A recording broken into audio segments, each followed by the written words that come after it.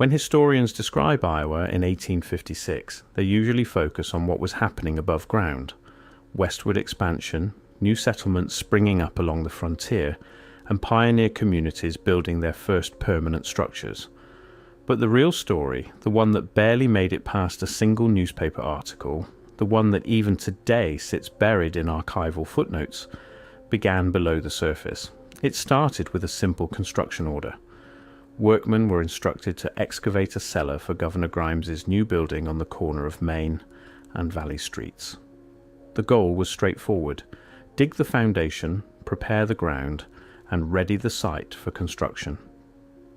But the moment workers began breaking through the Iowa soil, something unexpected happened.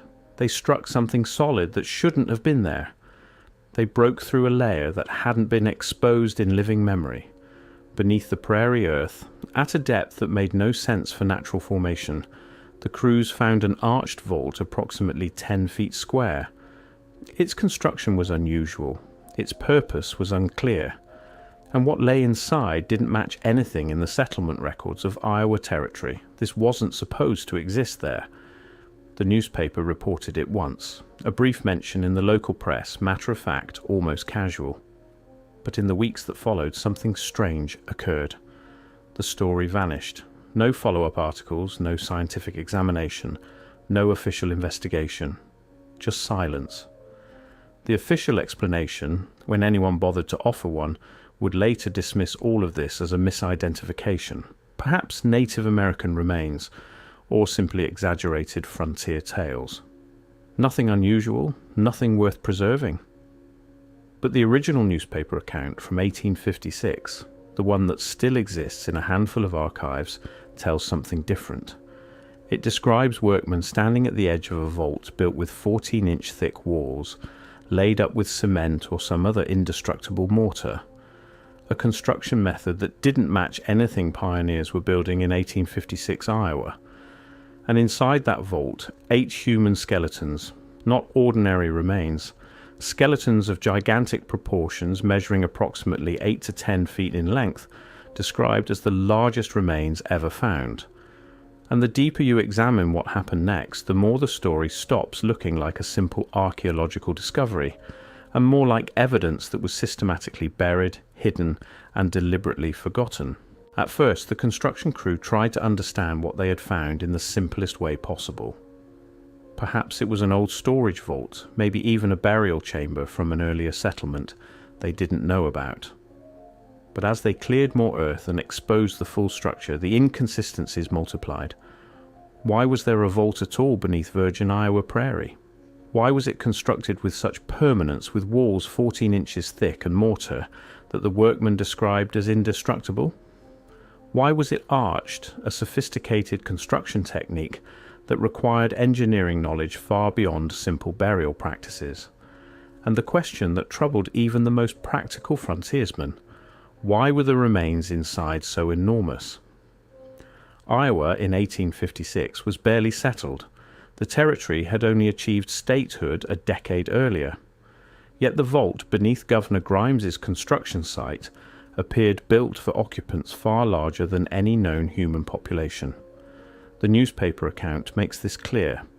8 skeletons, all of gigantic proportions, all in a good state of preservation, all approximately 8 to 10 feet in length. Workers quietly admitted among themselves that nothing about this discovery lined up with their understanding of who had lived on this land before them. And although none of them were using terms like lost race or ancient giants, they were acknowledging something just as unsettling. Someone of extraordinary size had been buried here with great care, in a structure built to last far longer than any wooden coffin or simple grave. When the excavation crew fully exposed the vault beneath Main and Valley Streets, what they uncovered didn't behave the way a normal burial site is supposed to behave. This wasn't a simple hole dug in the ground. This was engineered architecture. The first anomaly was the arch itself. Arch construction requires precise measurement, careful stone or brick placement, and an understanding of load distribution. It's not a technique you use for a quick burial. It's a technique you use when you're building something meant to endure for centuries, Yet here it was, buried beneath Iowa prairie, in a location where no permanent settlement was supposed to exist. The walls were 14 inches thick. That's not a burial vault, that's fortress construction.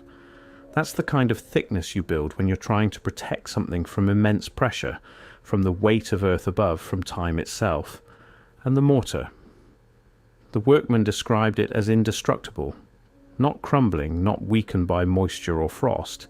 Indestructible. That suggests a binding agent far more advanced than anything frontier Iowa possessed in 1856. That suggests knowledge of chemistry, of material science, of construction techniques that don't appear in any record of who built on that ground. As the workers carefully entered the vault, the dimensions became clearer. 10 feet square, 6 feet deep from the base of the arch, large enough to hold 8 enormous skeletons arranged with care, preserved with intention. This wasn't a mass grave from war or disease. This was a purposeful burial chamber, constructed by people who understood engineering and who had a reason to build something permanent. And then came the discovery that still generates debate today. The skeletons themselves. 8 individuals, all of gigantic proportions, all measuring approximately 8 to 10 feet in length. The newspaper account makes no attempt to sensationalize this. It states it plainly, almost clinically, the largest remains ever found. Officially, conventional archaeology later dismissed such accounts as frontier exaggeration, misidentified animal bones, or simply hoaxes. But nothing about the 1856 Iowa discovery fits that pattern. This wasn't a lone skeleton found by an unreliable witness. This was 8 skeletons discovered by multiple workmen, examined by enough people that a newspaper felt confident reporting specific measurements. The remains were described as being in a good state of preservation. That's significant. It means the vault had succeeded in its apparent purpose, to protect its occupants from decay, from the elements, from the passage of time. The engineering worked. Whatever civilization built that chamber knew exactly what they were doing. But here's what makes the Iowa discovery especially troubling for conventional narratives. These weren't scattered bones, they were complete skeletons laid out with clear intention, preserved with obvious care. This was a formal burial conducted by a society that had the resources, the knowledge, and the motivation to construct permanent architecture for their dead. And if the measurements are accurate, if these remains truly range from 8 to 10 feet in length, then we're looking at evidence of a human population that doesn't fit anywhere in the accepted timeline of North American history. As news of the discovery should have spread, something peculiar began happening. The story didn't grow. It contracted. No scientific expeditions arrived to study the vault. No Smithsonian representatives came to collect the remains. No follow-up articles appeared describing what happened to the skeletons or the structure that held them. Instead, the discovery simply faded from public record. The vault was presumably filled in as Governor Grimes's building went forward. The skeletons, if they were preserved at all, vanished into private collections or storage facilities that left no paper trail. Some of this might have been simple frontier practicality. Iowa in 1856 had no established archaeological institutions, no museums prepared to house such finds. But that doesn't explain why the discovery wasn't reported to Eastern scientific societies, why no detailed measurements were taken, why no photographs were made once that technology became available. The decisions about what to preserve and what to bury seemed to follow a pattern, because the discoveries that challenged accepted history most directly were the ones that disappeared the fastest. The enormous skeletons were never seen again. The indestructible vault was covered over. Even the newspaper account became a footnote, rarely cited, easily dismissed. What makes the Iowa Vault especially significant is that it wasn't an isolated incident. Throughout the 1800s, across America, similar discoveries kept appearing in local newspapers, then vanishing from official records. Wisconsin, 1891. Investigators reported finding enormous burial mounds containing skeletons of unusual size. The remains were sent to Washington. They were never displayed, never studied publicly, never mentioned in any publications. Ohio, throughout the 1800s, dozens of newspaper accounts describe the opening of ancient mounds, revealing skeletons measuring 7 to 9 feet in length. Some included detailed descriptions of artifacts, copper ornaments, and sophisticated burial practices. Most of these finds disappeared within months of discovery. Kentucky, Tennessee, Pennsylvania, the pattern repeats. Local discoveries, brief newspaper mentions, then silence. The remains vanish. The mounds are destroyed by farming or development. The evidence disappears before anyone can conduct systematic study. And when you map these discoveries, something disturbing becomes apparent. They cluster along river valleys near major waterways in locations that suggest a widespread population, not scattered anomalies. They appear in engineered burial structures, not simple graves. They show evidence of advanced metallurgy, sophisticated construction, and cultural practices that don't match any recognized Native American tradition.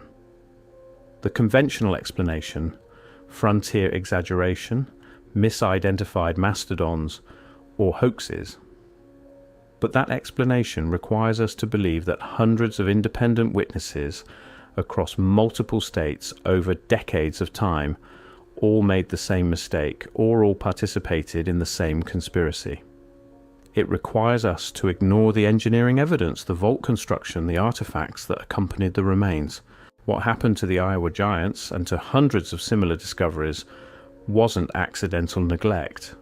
It was systematic suppression.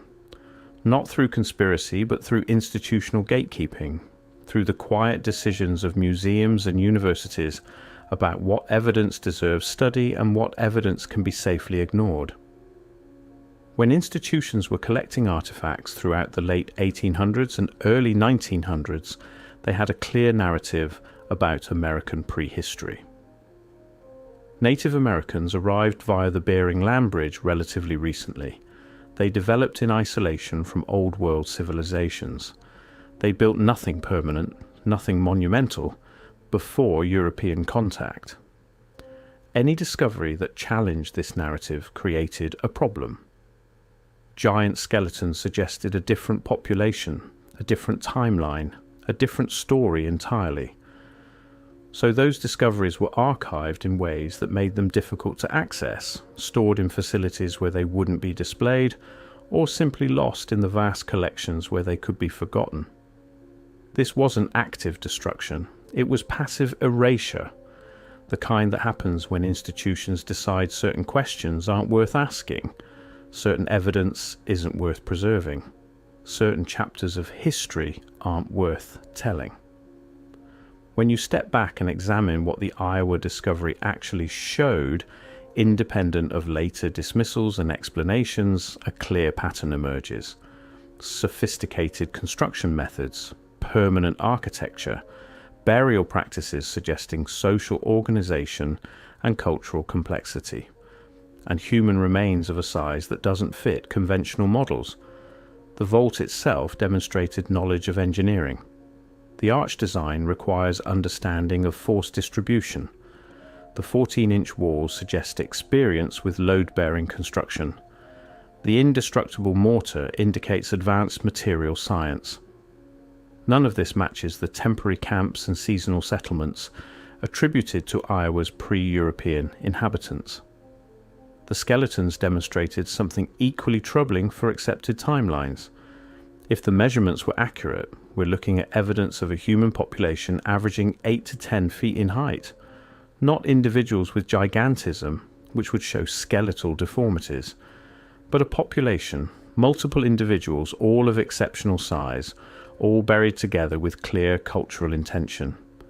And the preservation of the remains suggested that whoever built the vault succeeded in their goal. The bodies were protected, the chamber held, the engineering worked across what must have been centuries, possibly millennia, of burial.